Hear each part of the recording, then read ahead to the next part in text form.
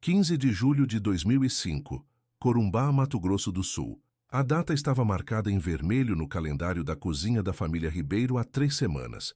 Jonas, de 28 anos, havia conseguido folga no trabalho da mineradora. Samuel, 2 anos mais novo, fechara temporariamente sua oficina mecânica na cidade. Tiago, o caçula de 22 anos, acabara de se formar em veterinária e queria celebrar antes de começar no frigorífico. A casa na rua Dom Aquino fervia de preparativos desde o amanhecer. Dona Marlene empacotava mantimentos em sacos plásticos duplos, enquanto seu marido Osvaldo revisava pela 3ª vez o motor da lancha Yamaha 15 HP. Os 3 filhos organizavam equipamentos no quintal: anzóis, iscas artificiais, lanternas, cordas, facões e a barraca verde que os acompanhava em aventuras desde a adolescência. Lembrem que o rádio tem bateria só para 3 dias, alertou Osvaldo, ajustando a frequência do transceptor. E não se afastem demais do acampamento base. O Pantanal tá cheio depois das chuvas de junho. Jonas, o mais experiente, acenou com confiança. Desde os 12 anos percorria os rios da região ao lado do pai. Conhecia cada curva do rio Abobral, cada baía escondida onde os dourados se refugiavam. Samuel dominava qualquer motor que começasse a falhar, e Tiago havia aprendido a ler as pegadas na lama e identificar os sons noturnos da planície. 3 dias, pai. Voltamos domingo à tardinha, prometeu Tiago, guardando a última lata de sardinha na mochila impermeável. A despedida aconteceu no porto da cidade às 7 da manhã. Osvaldo abraçou cada filho com força incomum, como se pressentisse algo. Marlene acenou da margem até a lancha sumir na primeira curva do rio, levando os 3 homens em direção ao coração selvagem do Pantanal. Durante o trajeto, Jonas navegava com a precisão de quem conhecia cada pedra submersa. Samuel verificava o equipamento de pesca, organizando as iscas por tamanho e tipo. Tiago observava a vida selvagem que despertava nas margens. Garças brancas alçando voo, jacarés deslizando silenciosamente entre os aguapés, capivaras pastando tranquilamente na vegetação ribeirinha. A viagem duraria 2 horas rio acima. O destino escolhido era uma região isolada próxima ao rio Abobral, onde costumavam pescar pintados e dourados de grande porte.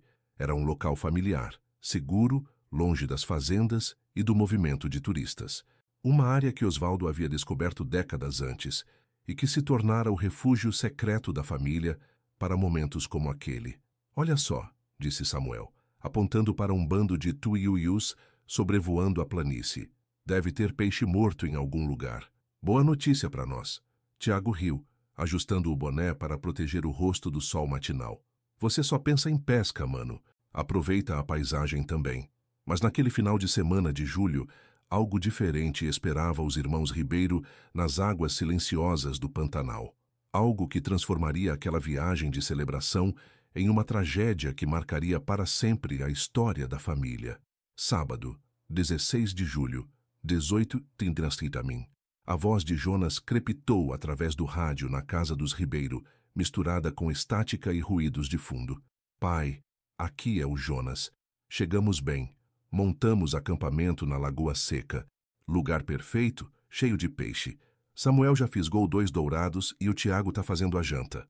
Osvaldo sorriu, ajustando a antena do transceptor para melhorar a recepção. Que bom, meu filho. Como tá o tempo por aí? Céu limpo, mas o vento mudou de direção.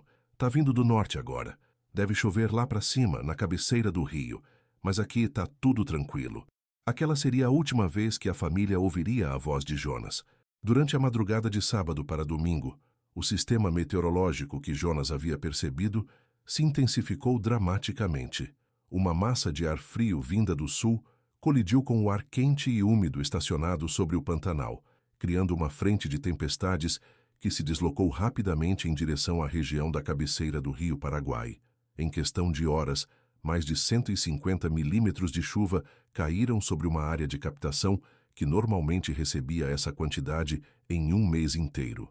Os pequenos córregos que alimentavam o rio Abobral se transformaram em torrentes furiosas, carregando troncos, sedimentos e tudo o que encontravam pelo caminho. Domingo, 17 de julho. O sol começava a se pôr quando Osvaldo caminhou até a margem do rio pela 5ª vez naquela tarde. Marlene o seguia alguns passos atrás, tentando disfarçar a ansiedade crescente que apertava seu peito desde o meio-dia.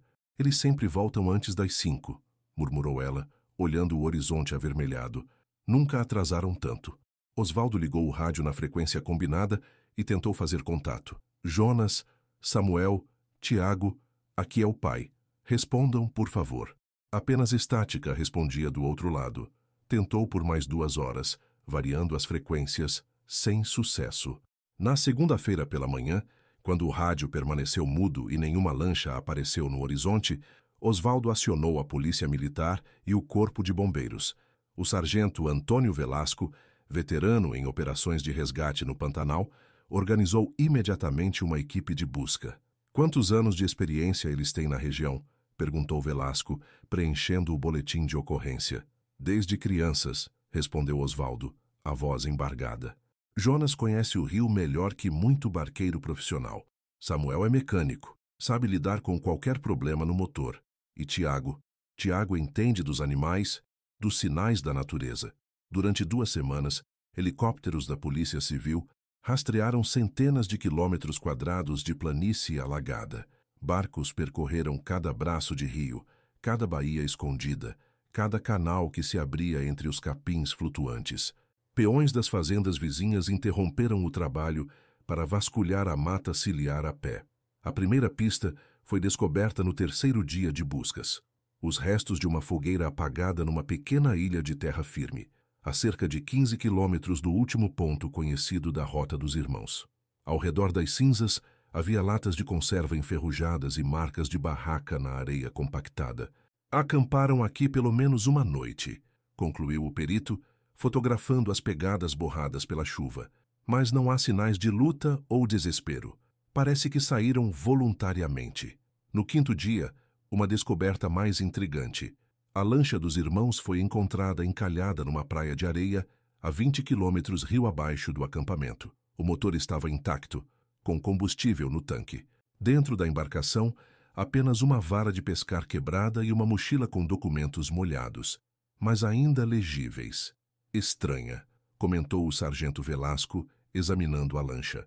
Se quisessem abandonar o local por conta da chuva, por que não levaram o barco? E por que ele desceu rio abaixo se eles estavam acampados rio acima? As teorias se multiplicaram. Benedito Marques, fazendeiro da região, jurou ter visto 3 homens jovens acenando de uma canoa improvisada na terça-feira pela manhã, 2 dias após o desaparecimento. Estavam rio abaixo, perto da fazenda Santa Clara. Pensei que fossem peões pescando, declarou aos investigadores. Já Sebastião Pantoja, barqueiro que conhecia cada pedra do rio Abobral, contou uma versão diferente. Na quinta-feira, encontrara roupas masculinas presas em galhos submersos durante a cheia. Camiseta azul e bermuda jeans. Pareciam ter sido levadas pela correnteza, relatou, mas admitiu ter deixado os objetos no local, acreditando ser lixo comum. A versão mais perturbadora veio de uma família de ribeirinhos que vivia numa palafita isolada a 30 quilômetros da área de busca. Dona Conceição, matriarca de 65 anos, relatou ter ouvido gritos de socorro durante a madrugada de domingo para segunda-feira. Eram vozes de homem, vindas lá do fundo da mata. Gritavam por ajuda. Diziam que a água estava subindo. Meu marido quis ir ver, mas eu não deixei. De madrugada, no meio da chuva, é perigoso demais. Quando amanheceu, o barulho tinha parado. Conforme os dias passavam sem descobertas, as especulações ganharam contornos mais sombrios. Alguns mencionaram piratas do rio que assaltavam pescadores isolados. Outros falavam de acidentes com jacarés ou cobras venenosas. A versão mais aceita era a de um naufrágio durante uma tempestade súbita, comum na região durante mudanças bruscas de tempo. Após 1 mês de buscas intensivas, o caso foi oficialmente suspenso. As esperanças da família Ribeiro se transformaram em vigílias silenciosas na beira do rio, onde Marlene acendia uma vela todos os domingos, esperando que seus filhos encontrassem o caminho de volta para casa. Os anos se arrastaram. Osvaldo envelheceu rapidamente, o cabelo embranqueceu por completo, e ele nunca mais voltou a pescar no Pantanal.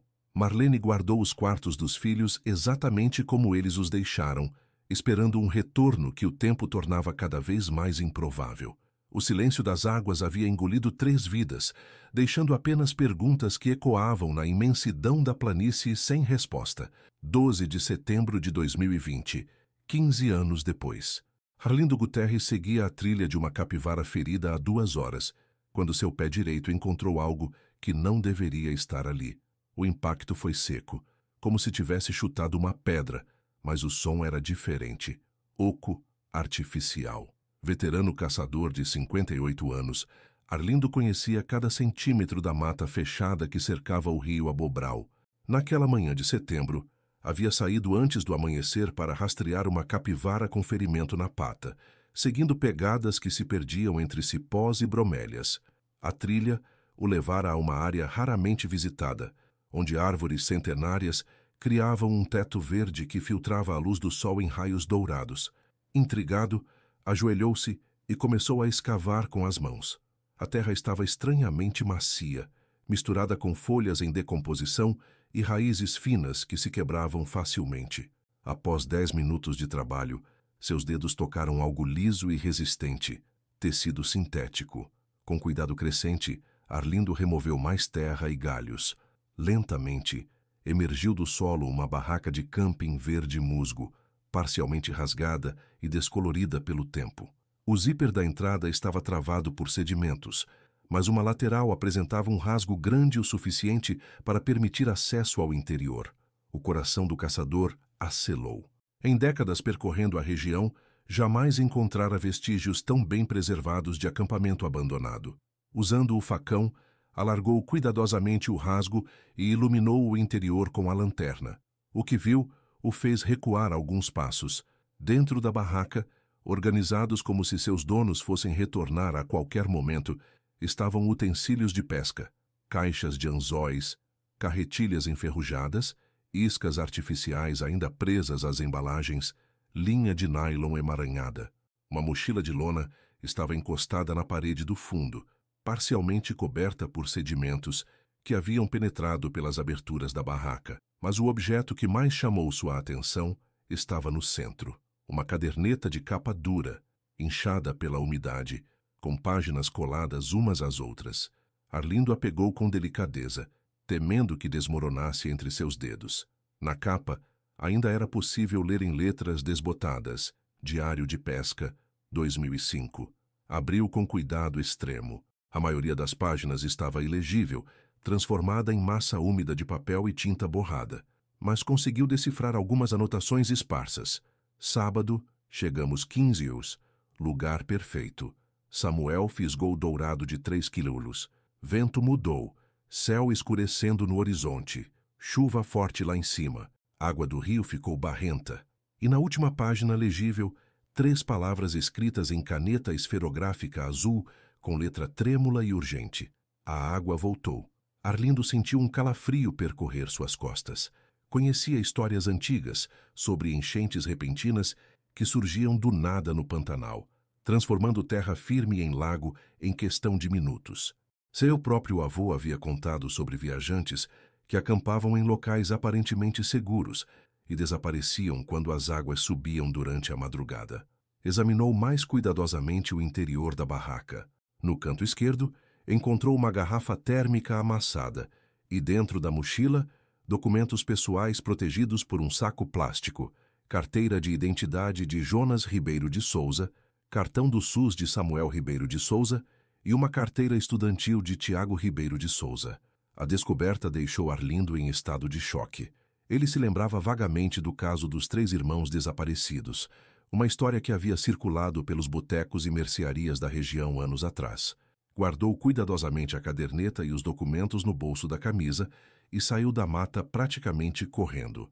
2 horas depois, estava na delegacia de Corumbá, relatando sua descoberta ao delegado Marcelo Santos, que assumira o caso após a aposentadoria do anterior. "Onde exatamente o senhor encontrou este material?" perguntou o delegado, examinando os documentos ainda úmidos.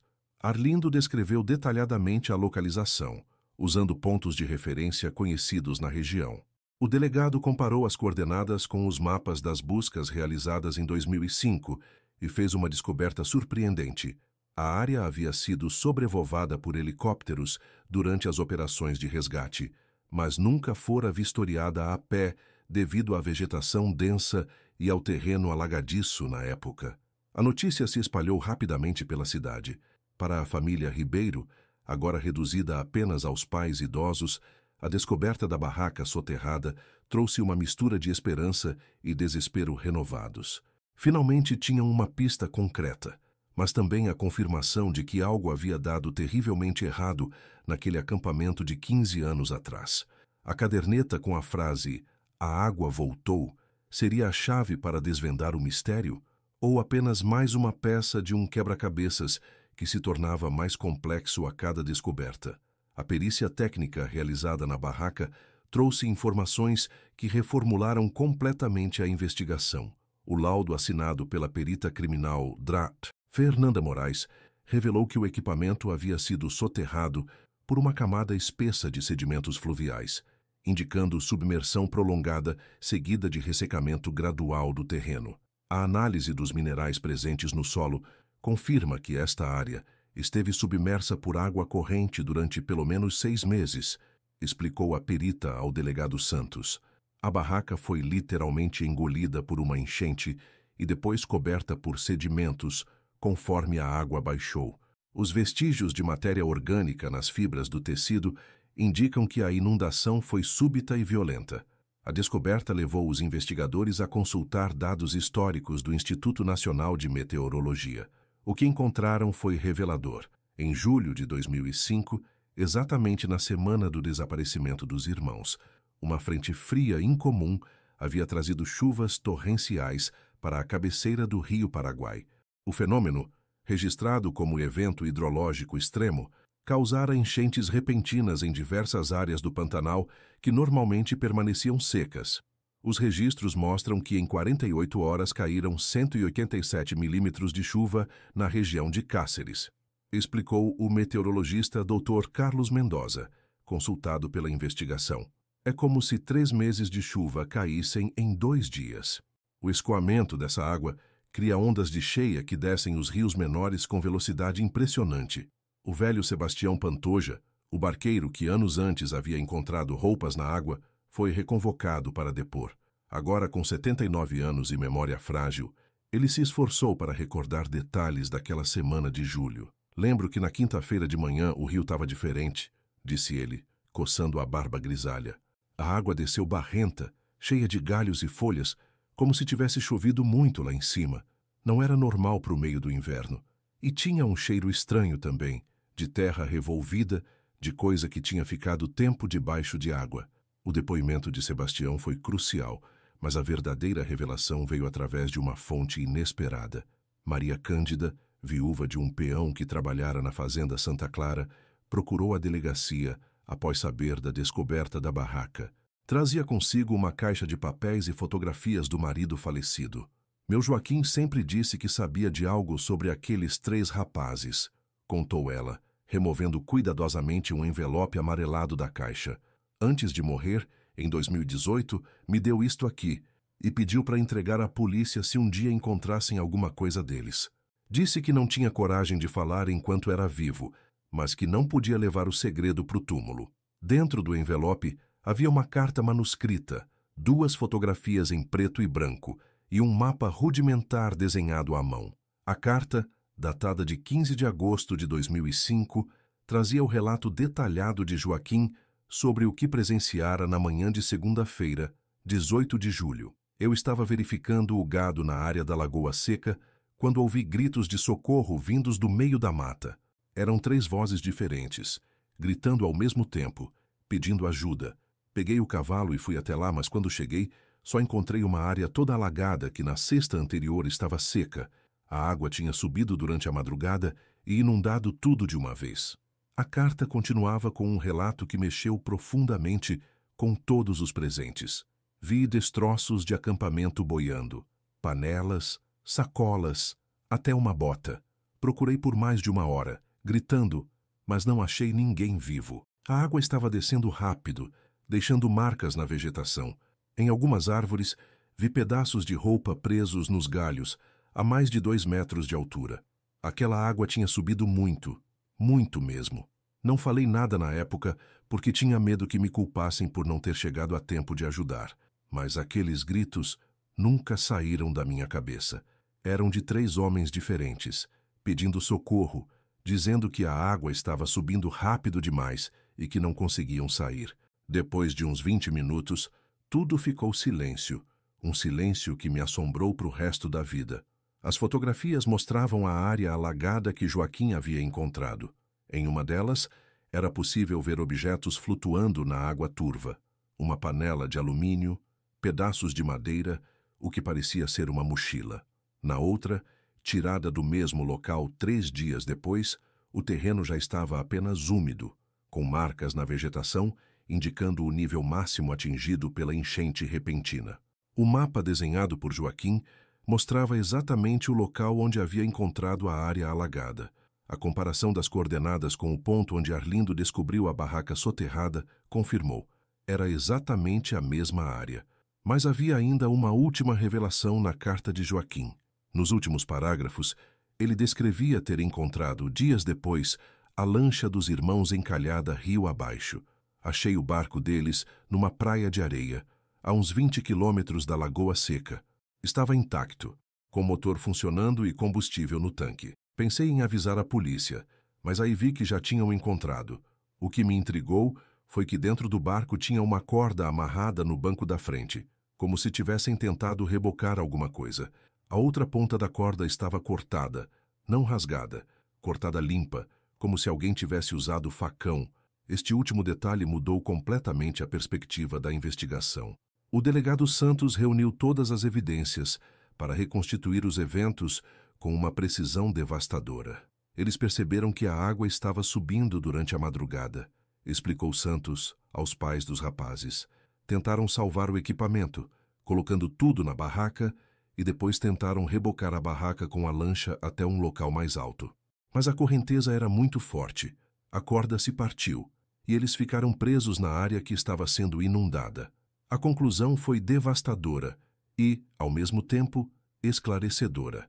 Jonas, Samuel e Tiago haviam escolhido para acampar uma depressão natural que, durante chuvas intensas na cabeceira do rio, se transformava em leito temporário de cheia. A enchente repentina os surpreendeu durante a madrugada, quando estavam dormindo. O último registro na caderneta. A água voltou. Fora feito por um deles nos momentos finais, quando perceberam que não conseguiriam escapar a tempo. O termo "voltou" indicava que eles conheciam histórias sobre enchentes na área, mas acreditaram estar seguros na época seca do ano. 5 anos depois da descoberta, 2025. O Memorial dos Irmãos Ribeiro, na beira do rio Paraguai, se tornou um ponto de parada obrigatório para pescadores que se aventuram pelo Pantanal. A cruz de madeira simples, fincada na margem próxima ao porto de Corumbá, traz uma placa de bronze com os nomes de Jonas, Samuel e Tiago, e um aviso que pode salvar vidas. Em memória de 3 irmãos. Nunca acampe em depressões durante a época de chuvas.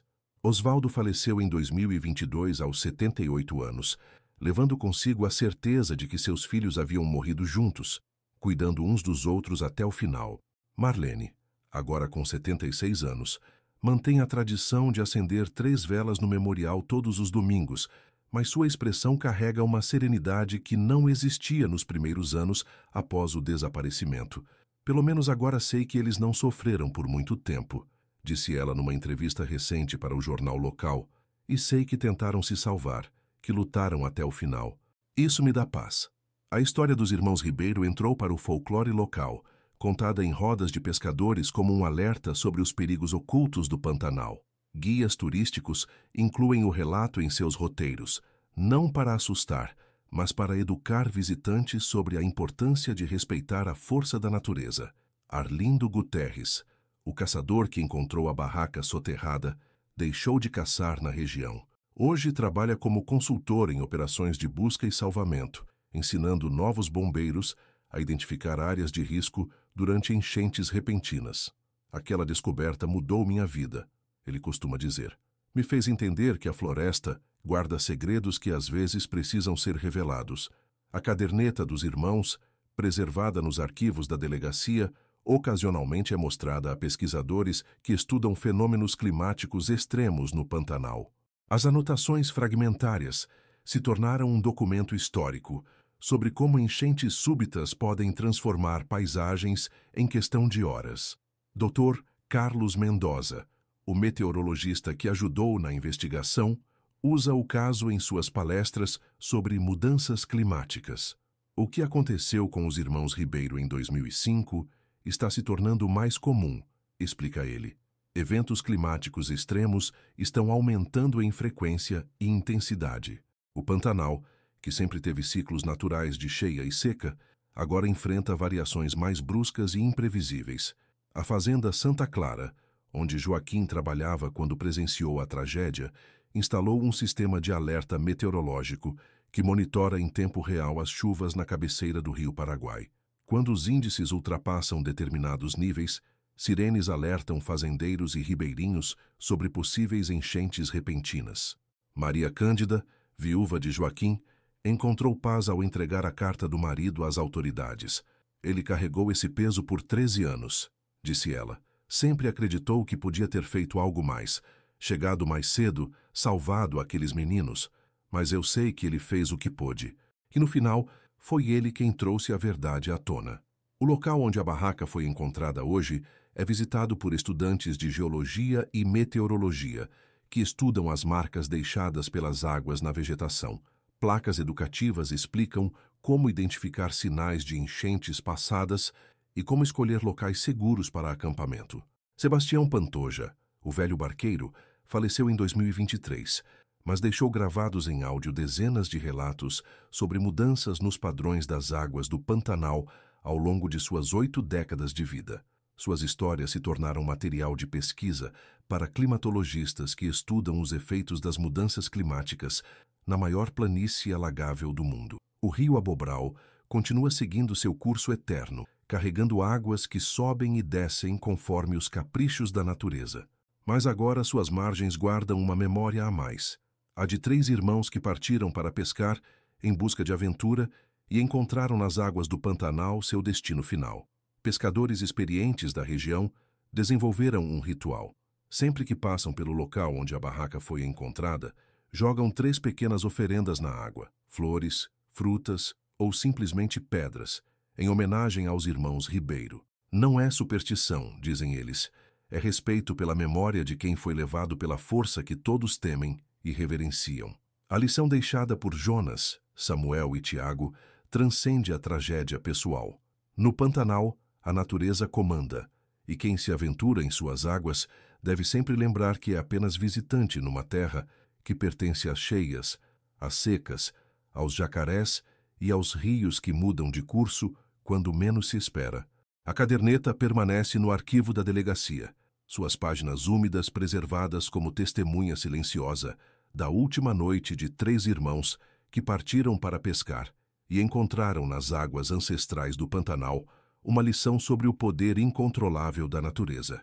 Uma lição que continua ecoando nas vozes dos ventos que sopram sobre a planície, lembrando a todos que algumas forças da natureza não perdoam os desavisados, mas sempre ensinam aos que sabem escutar suas advertências. O rio continua seu caminho, indiferente ao tempo e às tragédias humanas, mas carregando para sempre em suas águas a memória de 3 irmãos que se tornaram parte da história eterna do Pantanal.